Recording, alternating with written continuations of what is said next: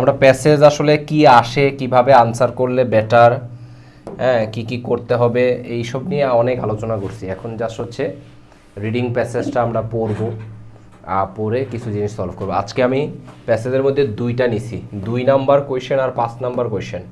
যদিও এগুলো সবসময় ফিক্স থাকবে না, বাট স্টিল গত 5-7টা বিসিএসের কমন প্যাটার্ন হচ্ছে এগুলো থাকে। একটা আমরা কি নিছি, আমাদের প্যাসেজে কিছু ওয়ার্ড দাগানো থাকে যেটাকে কন্টেক্সচুয়াল মিনিং লিখতে বলে। Write the meanings of the following words expressions in English using the contextual clues, এইটা একটা। হ্যাঁ, আর আরেকটা হচ্ছে কিছু ভোকাবুলারি দেয়া থাকে, এগুলার অ্যান্টোনিম লিখতে বলে। তো অ্যান্টোনিম লিখলে আপনার হচ্ছে ওই অ্যান্টোনিমটা দিয়ে বাক্য গঠন করতে বলে আমাদেরকে। সো আমরা কয়েকটা আজকে ট্রাই করার চেষ্টা করব। এগুলো কি ডাবলই আসছে এটা?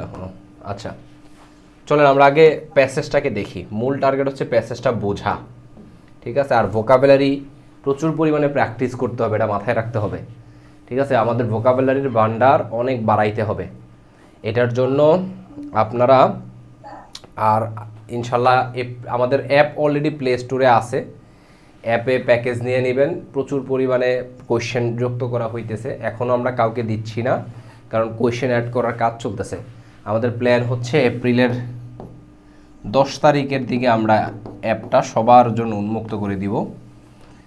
ওই অ্যাপ থেকেও আপনারা ভোকাবুলারি প্র্যাকটিস করতে পারবেন আর কি, ঠিক আছে? আচ্ছা, একটু দেখি আমরা এই প্যাসেজটা পড়তে আমাদের কারো বুঝতে একটু কঠিন লাগতে পারে, জাস্ট বিকজ অফ প্রচুর ভোকাবুলারি এটার মধ্যে। ওকে, আর এটা হচ্ছে কালচার নিয়ে। যত বিসিএসে যত ধরনের কোয়েশ্চেন আসে তার মধ্যে কালচার রিলেটেড প্যাসেজ গুরুত্বপূর্ণ।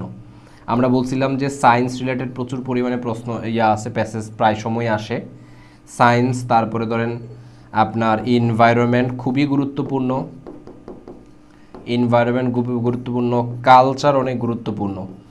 আর এমন হইতে পারে সিচুয়েশন বেস কিছু আসতে পারে, যেমন ধরেন ডেমোক্রেসি নিয়ে আসলো ফর এক্সাম্পল, যদিও সিচুয়েশন বেস কিছু না কিছু থাকে। 47 বিসিএসে গণতন্ত্র নিয়ে ট্রান্সলেশন ছিল। কেন ছিল? কারণ অভ্যুত্থানের পরে এটা একটা গণতান্ত্রিক ধারার জন্য অভ্যুত্থান হয়েছে, এরকম একটা মিনিং বোঝানোর জন্যই ডেমোক্রেসি নিয়ে ট্রান্সলেশন আসছে, ঠিক আছে? এমনও হইতে পারে ওই সিচুয়েশন বেস প্যাসেজ আসতে পারে। ধরেন এখন ইরান আর যুদ্ধ চলতেছে, 50তম বিসিএসে এই রিলেটেড একটা প্যাসেজ দিয়ে দিল। অথবা এটা না দিয়ে, খেয়াল করেন, একটু বুদ্ধি খাটাইতে হবে যদি বিসিএস ক্যাডার হইতে চান। কোন জায়গায় বুদ্ধি খাটাবে? ধরেন এখনকার ইরান আর যুক্তরাষ্ট্রের যুদ্ধের কারণে পৃথিবীতে কিসের ক্রাইসিস দেখা দিছে বলেন তো? জ্বালানি, এনার্জি, তাই না? এখন প্যাসেজ আসবে পরিবেশ রিলেটেড। বলেন তো আমি জ্বালানি থেকে পরিবেশ রিলেটেডে কিভাবে চললাম? বা জ্বালানি তো কাইন্ড অফ সায়েন্সের রিলেটেড হইলেও হইতে পারে, পরিবেশে কিভাবে আমরা কি ধরনের প্যাসেজ আসতে পারে একটু কে বলতে পারবেন? বুদ্ধি খাট। হ্যাঁ, এক্স্যাক্টলি। এই সিচুয়েশনে পরিবেশ রিলেটেড প্যাসেজ আসতে পারে। কিভাবে আসতে পারে? এই যে জ্বালানি ক্রাইসিস, এটা তো ফসিল ফিউল মানে জীবাশ্ম জ্বালানি। এই সিচুয়েশন, এই যে বিসিএস ক্যাডার হইতে হলে যে এই জায়গায় বুদ্ধিটা খাটাইতে হবে যে এখন কি কি আসতে পারে, কোনটার সাথে কোনটা রিলেটেড। হইতেছে যুদ্ধ, যেটা রাজনৈতিক ইস্যু, এটা থেকে চলে আসছে ট্রেড ইস্যু, সেটা হচ্ছে এনার্জি নিয়ে একটা ঝামেলা। এনার্জিটা তো হচ্ছে এটাও পরিবেশের সাথে রিলেটেড, ফসিল ফিউল মানে জীবাশ্ম জ্বালানি। 1000 বছর বা 100 বছর ধরে মাটির নিচে চাপা পড়া বিভিন্ন মানুষ, গরু, ছাগল বা পশু পাখি কিংবা গাছপালা চাপা পড়া এটা আস্তে আস্তে তৈরি হয়েছে, জীবাশ্ম জ্বালানির তৈরি হয়েছে। সেখান থেকে গ্যাস, তেল উৎপন্ন হইতেছে, যেটা উপরওয়ালা আল্লাহ তাআলা সব দিয়া বসছে। সব না, আসলে বেশিরভাগই মধ্যপ্রাচ্যে দিয়া বসছে। রাশিয়াতেও আছে, যুক্তরাষ্ট্র প্রচুর পরিমাণে আছে, এই আর কি, ঠিক আছে? এখন এই যে এইটা সংকট, তাহলে আমাদের এখন আমি একটা পড়াইছি, এইখানে কেউ কি আমার এডিটোরিয়াল সিরিজে যুক্ত আছেন? মানে কেউ একজন এমন কেউ আছেন? আমি আছি একটা এক্স্যাক্টলি ওই ইয়ার মধ্যে একটা আর্টিকেল পড়াইছি, খুবই সুন্দর বড় একটা আর্টিকেল। সেটা হচ্ছে মনে হয় একেবারে শেষের আর্টিকেলটা সম্ভবত, যে আমাদের এখন আমাদের এখন সময় আসছে যে এইটা থেকে ট্রানজিশন মানে রূপ শিফট হয়ে রিনিউয়েবল এনার্জির দিকে যাওয়া। ওটার মধ্যে সুন্দর করে ডেটা শো আছে যে পাকিস্তান কিভাবে এখন তার জ্বালানির অর্ধেক পরিমাণ কমাই ফেলছে, স্পেন কিভাবে কমাই ফেলছে, চায়না কিভাবে দীর্ঘমেয়াদী প্ল্যান নিয়ে এখন ইয়া করে ফেলছে। তাহলে দেখেন আগের বিসিএস একটা রচনা আসছিল, কি আসছিল? ডিজিটাল ডিভাইড 47-এ। এবং এই ডিজিটাল ডিভাইড নিয়ে ডেইলি স্টারে একটা ছিল, একটা না কয়েকবার ইয়া হয়েছে। আমিও আবার আমাদের ক্লাসে সায়েন্স রিলেটেড ইয়া পড়াইতে নিয়ে ডিজিটাল ডিভাইড নিয়ে আলোচনা করছিলাম, এবং ওই ক্লাসটা যারা করছে তারা ওই রচনাটা কিছু না কিছু পারবে। কিন্তু ধরেন আপনি এই টার্মটা সম্পর্কে জানেন না, এটা নিয়ে আপনি পুরো একটা রচনা লিখতে পারবেন? সম্ভব না। কিন্তু আপনি কিছুটা জানেন, তাহলে তো বানায় টানায় 3 4 5 পেজ 5 পেজ লিখে আসলেও নাম্বার পাবেন। তো এইখানেই পার্থক্যগুলো তৈরি হয়। সো দেখেন তাহলে এই বৈশ্বিক বর্তমান প্রেক্ষাপটে 50তম বিসিএসে দেখবেন যে হয় রচনা, না হয় প্যাসেজ, না হয় ট্রান্সলেশন, হয় এই ইয়া নিয়ে আসবে, রিনিউয়েবল এনার্জি রিলেটেড আসতে পারে। যদি ইংলিশেও না আসে, বাংলায় বা কোথাও আসবে, বাংলা রচনা কিংবা বাংলার কোনো 10 মার্কের একটা কোয়েশনে কোথাও না কোথাও এটা বের। আর যুদ্ধ নিয়ে তো আসবেই, মধ্যপ্রাচ্যের যুদ্ধ নিয়ে, মধ্যপ্রাচ্যে পুরো মানচিত্র মুখস্থ রাখা লাগবে, যুক্তরাষ্ট্রের মানচিত্র মুখস্থ রাখবে। আমি যখন বিসিএস এর প্রিপারেশন নিছি, আমার একেবারে পৃথিবীর আমার সময়কার সময়ে যখন যেইটা গুরুত্ব ছিল, যেমন আমার সময়ে আপনার এটা কি বলে শ্রীলঙ্কার ইয়া হয়েছে, এটা কি বলে অভ্যুত্থান হয়েছে না শ্রীলঙ্কাতে একটা, মনে আছে? শ্রীলঙ্কাতে একটা বিশাল অভ্যুত্থান হয়েছিল। তো ওই শ্রীলঙ্কার অভ্যুত্থানটা কেন হয়েছে, গণ অভ্যুত্থানটা, ওই রিলেটেড একটা কোশ্চেন আছে। তো তখনকার সময় শ্রীলঙ্কা গুরুত্বপূর্ণ, আমি কি করছি এশিয়ান সাবকন্টে পুরো মানচিত্র একেবারে ইয়া করে ফেলছি, আঁকা শিখে গেছি পুরো মানচিত্র। বাংলাদেশের মানচিত্র তো আমার সেকেন্ড লাগবে, আমি এখনও সেকেন্ড আঁকা দিতে পারবো, যদিও অনেকখানি ভুলে গেছি, 2-3 সেকেন্ড, 3 থেকে 4 সেকেন্ড লাগতে পারে সর্বোচ্চ বাংলাদেশের মানচিত্র রাখতে। তো আমি তখন যুক্তরাষ্ট্র, রাশিয়া, চায়না, তারপরে হচ্ছে আপনার ধরেন ইউরোপের এশিয়ান সাবকন্টিনেন্টের মানচিত্র, আলাদা করে পাকিস্তান, বাংলাদেশ, ইন্ডিয়ার মানচিত্র, এগুলো একেবারে দ্রুত সময়ে আঁকা শিখছিলাম। এটা তো আর একেবারেই হুবহু হওয়া লাগে না, বাট শেপটা যদি বোঝা যায় যে এটা আসলে বাংলাদেশের মতন লাগতেছে দেখতে। এখন ধরেন আপনি একটা মানচিত্র আঁকলেন, হ্যাঁ ভাই এটা বাংলাদেশ নেন, হ্যাঁ একজন আঁকলো, এটা কি হবে না। সো বাংলাদেশের মানচিত্র দেখতে বাংলাদেশের মতন লাগতে হবে। ধরেন এখানে একটা ইয়া আছে, এইখান থেকে সম্ভবত এদিক গিয়ে একটা ইয়া আছে, এইভাবে করে পুরা ইয়া হলে আরও আঁকা যেত। তো তখন আরও সুন্দর করে খুবই স্পিড আঁকতে পারতাম, একেবারে অ্যাকুরেট, কোন দিক দিয়ে কোন নদী ঢুকছে, কোন দিক দিয়ে কোন যেমন কোন আদিবাসীরা বা উপজাতিরা থাকতো, এই সব কিছু, তারপর পর্বতমালাগুলো কোথায় কোথায় আছে, এগুলা মানচিত্র সহকারে পারতাম। সো দেখেন দিস ইজ কল স্মার্টনেস। ঢাহা মুখস্থ করলেন একেবারে পাবলিকেশনের বইটই কি না, এটা প্রিপারেশন বলে না, এটা প্রিপারেশন বলে না। আমার অসংখ্য শিক্ষার্থী আছে আমাদের, প্রায় সময় স্যার একটা পিডিএফ দেন, স্যার একটা পিডিএফ দেন। পিডিএফটা পাওয়ার উদ্দেশ্য কি? বিশেষ করে রচনা টচনা হয় যে ব্যাংকের কোয়েশ্চেন টোয়েশনের সময়, স্যার পিডিএফ কি দিবেন? আরে পিডিএফটা পাওয়ার উদ্দেশ্য সে মুখস্থ করবে, তার কাছে রেডিমেড আছে, মুখস্থ করবে। ভাই ওই মুখস্থ করে কোনো লাভ হবে না, নিজের এই জায়গাটায় দক্ষতা তৈরি করতে হবে। তাহলে এখন একটা জিনিস খেয়াল করেন, 50তম বিসিএস যারা দিবে, যদিও কোয়েশ্চেন সম্ভবত অলরেডি তৈরি হয়েছে, বাট স্টিল যুদ্ধের যে ধারাবাহিকতাটা, এটা তো অনেক দিন ধরে চলতেছে বা আরও আগে থেকেও শুরু হয়েছে।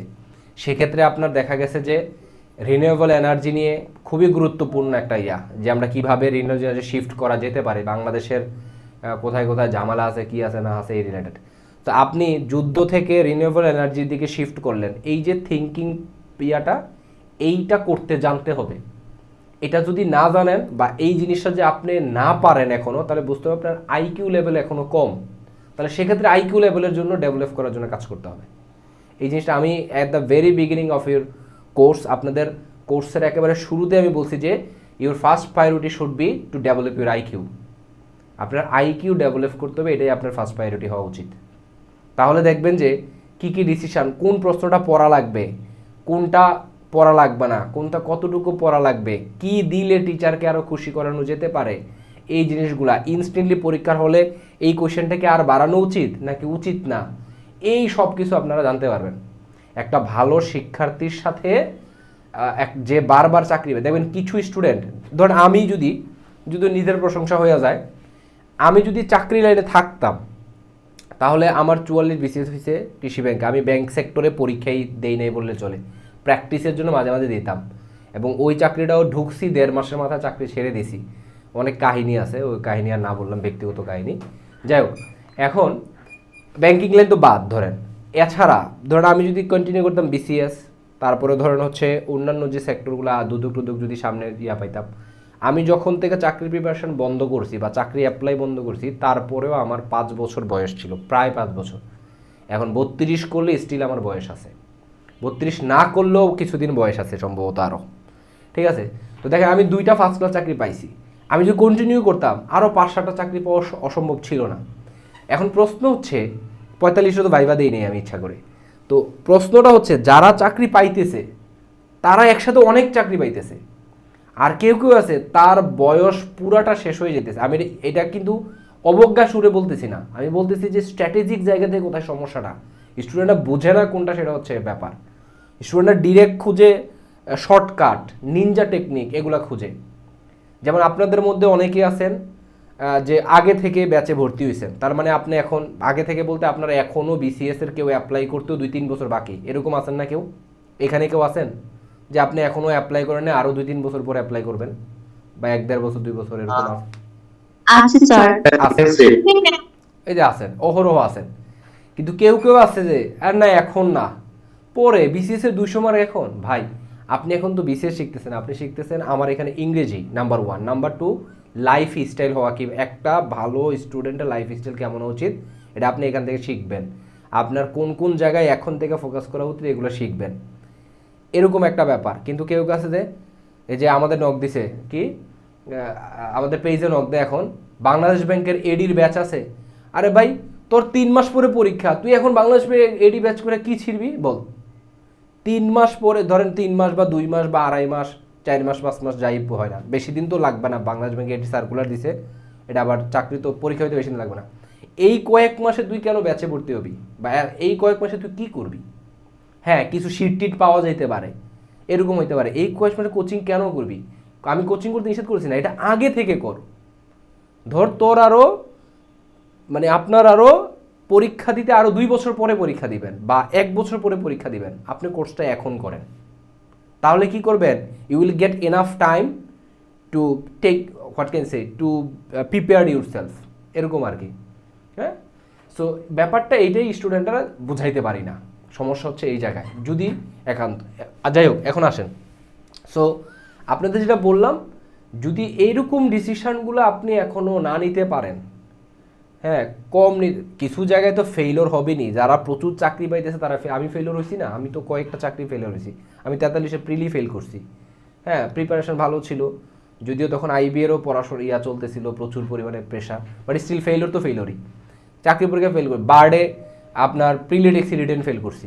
প্রিলি ডেক্সি 94, 100-র মধ্যে 94 ছিল কাটমার্ক প্রিলি ডেক্সি। রিটেন কেন ফেল করছি?